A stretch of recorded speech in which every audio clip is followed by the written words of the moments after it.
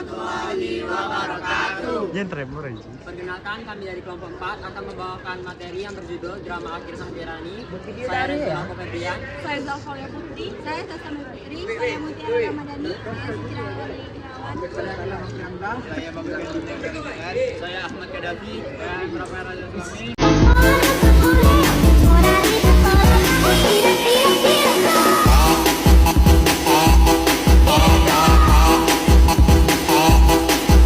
Akibat pendudukan Jepang di Indonesia. A. Bidang politik. Seperti yang kita ketahui, Jepang menjajah Indonesia selama 3 tahun, tentu saja meninggalkan beberapa jejak di bidang-bidang, dan salah satunya adalah bidang politik. Jepang melakukan kebijakan dengan melarang penggunaan bahasa Belanda, serta mewajibkan penggunaan bahasa Jepang, lalu mengubah struktur pemerintahan Indonesia sesuai dengan keinginan Jepang.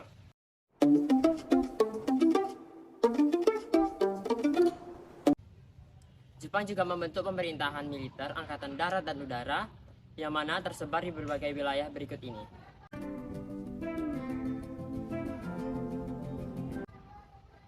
Tak sampai di situ, Jepang juga membuat organisasi-organisasi propaganda, yang mana organisasi-organisasi tersebut gagal semua dan hanya menjadi batu loncatan untuk pemuda Indonesia meraih kemerdekaan. Di antaranya organisasi-organisasi tersebut adalah Putera dan 3A. Sejak awal, Jepang datang ke Indonesia hanya untuk mengambil simpati rakyat Indonesia dan menghapus pengaruh Barat. Keadaan sosial, budaya, dan ekonomi. Untuk membiayai Perang Pasifik, Jepang menggunakan tenaga kerja dari Indonesia untuk membangun benteng-benteng pertahanan, yang mana dibentuklah barisan Romusa sebagai sarana propaganda tersebut. Para pekerja Romusa tersebut diperlakukan dengan kasar dan kejam, sehingga tak adanya jaminan kesehatan, kehidupan, dan lain-lain yang menyebabkan banyaknya pekerja Romusa jatuh sakit hingga meninggal. Karena hal-hal tersebut telah terjadi, Jepang memiliki citra yang buruk di pandangan masyarakat Indonesia. Untuk mengatasi hal tersebut, Jepang melakukan propaganda lagi yang menyebut sebagai pekerja Romusa adalah seorang prajurit ekonomi, yang digambarkan sebagai seseorang dengan sosok yang suci yang dalam menjalankan tugasnya. Para pekerja Romusa tersebut juga dikirim ke berbagai wilayah seperti berikut ini.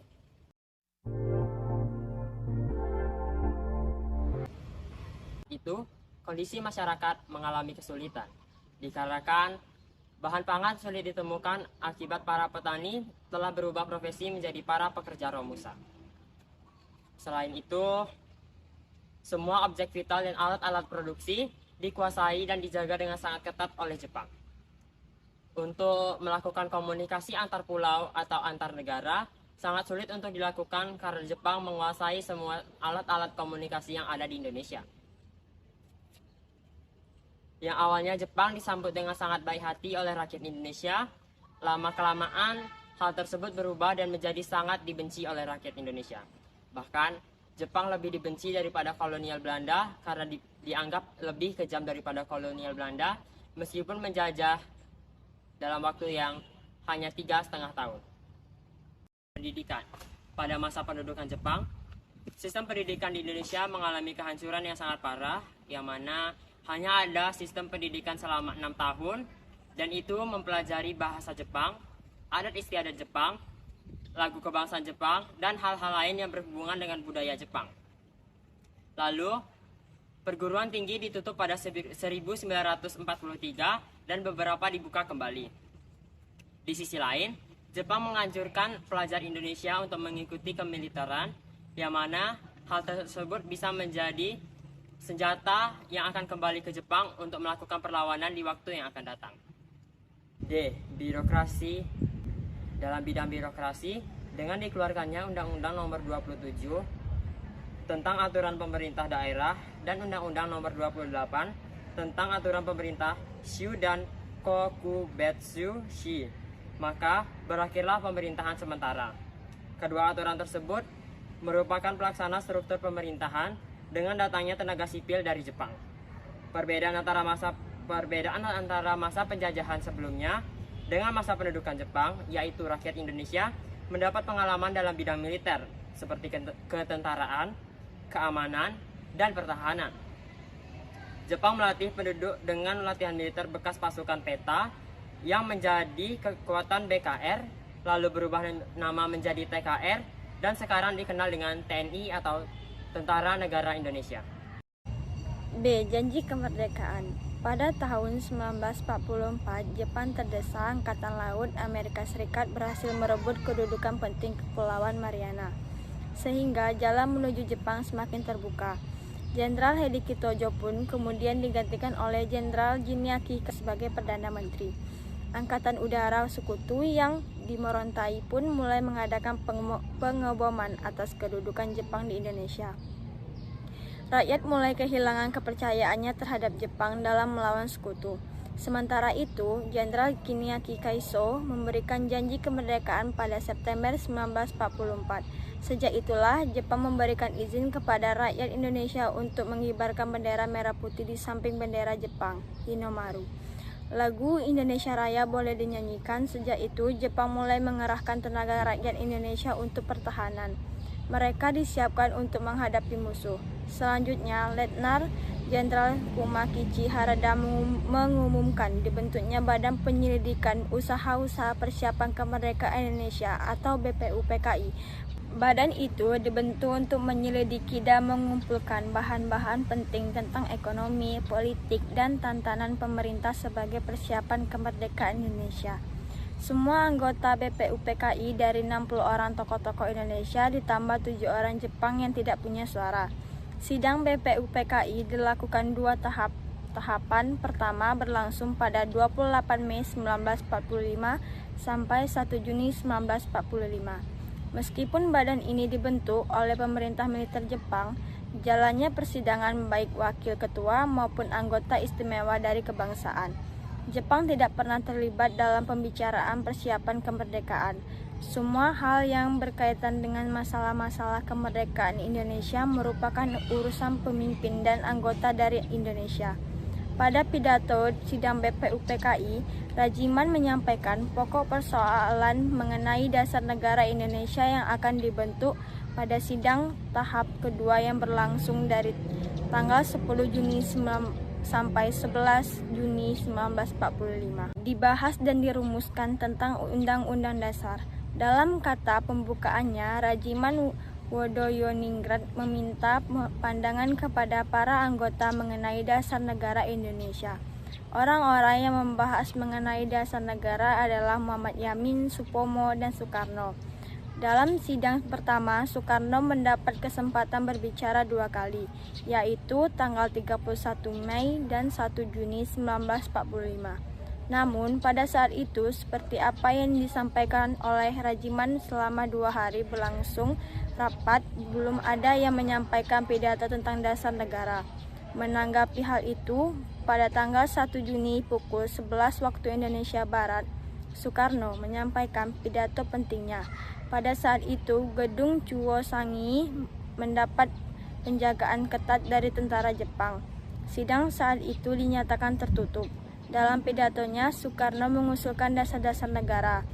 Pada mulanya, Soekarno mengusulkan Pancadharma. Nama Pancadharma dianggap tidak tepat karena Dharma berarti kewajiban, sedangkan yang dimaksud adalah dasar. Soekarno kemudian meminta saran pada seorang teman, yaitu Muhammad Yamin yang merupakan ahli bahasa. Selanjutnya dinamakan Pancasila. Sila artinya azas atau dasar, dan di atas kelima dasar itu didirikan negara Indonesia supaya kekal dan abadi.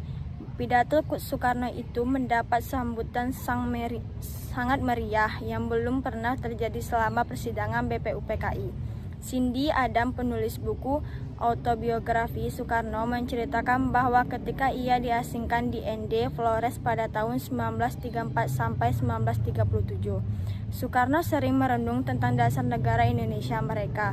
Di bawah pohon sukun pada kesempatan tersebut, Ir Soekarno juga menjadi pembicaraan kedua. Ia mengumumkan tentang 5 dasar negara. 5 dasar negara itu adalah: 1. Kebangsaan Indonesia, 2. Internalisme atau peri kemanusiaan, 3. Mufakat atau demokrasi, 4. Kesejahteraan sosial, 5. Ketuhanan Yang Maha Esa. Pidato itu kemudian dikenal dengan Pancasila. Selanjutnya, sebelum sidang pertama berakhir, BPUPKI membentuk panitia kecil yang terdiri dari 9 orang. Pembentukan panitia 9 itu bertujuan untuk merumuskan tujuan dan maksud dirinya negara Indonesia.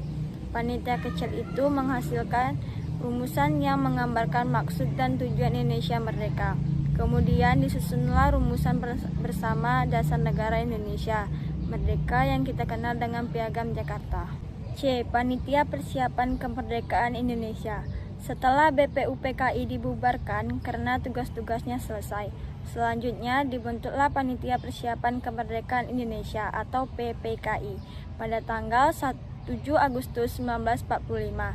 Badan itu beranggota 21 orang yang terdiri dari orang Jawa, Sumatera, Sulawesi, Kalimantan, Sunda Kecil, Maluku, dan golongan penduduk Cina. Panitia inilah yang kemudian mengesahkan Piagam Jakarta sebagai pendahuluan dalam pembukaan Undang-Undang Dasar 1945, 18 Agustus 1945.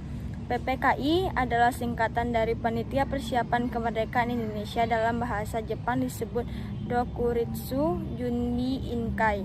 PPKI memiliki tugas yaitu melanjutkan hasil pekerjaan dari BPUPKI setelah BPUPKI dibubarkan oleh Jepang pada tanggal 7 Agustus 1945.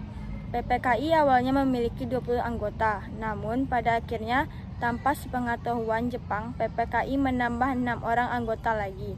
PPKI diresmikan pada tanggal 9 Agustus 1945 di kota Ho Chi Minh, Vietnam oleh Jenderal Terauchi. Peresmian tersebut dihadiri oleh Ir Soekarno, Drs Muhammad Atta, dan Dr. Rajiman Widoyoningrat. PPKI dibentuk untuk menarik simpati golongan atau tokoh-tokoh di Indonesia supaya persediaan untuk membantu Jepang dalam Perang Pasifik pada tahun 1943. Pada saat itu, Jepang menjanjikan untuk memberikan kemerdekaan kepada Indonesia melalui Perjanjian Kyoto. Tugas PPKI: 1. Menyusun dan mengesahkan konstitusi. 2. Menyusun dan mengesahkan dasar negara. 3. Mempersiapkan dan membentuk pemerintah. 4. Memperjelas wilayah-wilayah Indonesia. Sidang-sidang PPKI terjadi pada 18 Agustus 1945 pada sidang yang pertama, sedangkan sidang yang kedua terjadi pada 19 Agustus 1945 yang menghasilkan 1. Membentuk pemerintah daerah, 2. Membentuk komite nasional daerah, 3. Membentuk 12 kementerian, 4. Membentuk 4 menteri negara, 5. Membentuk Tentara Rakyat Indonesia. Sedangkan sidang ketiga terjadi pada 22 Agustus 1945 yang menghasilkan keputusan-keputusan seperti 1. Menetapkan Komite Nasional Indonesia Pusat atau KNIP, 2. Membentuk Partai Nasional atau PNI. Yang ketiga adalah membentuk Badan Keamanan Rakyat atau BPR.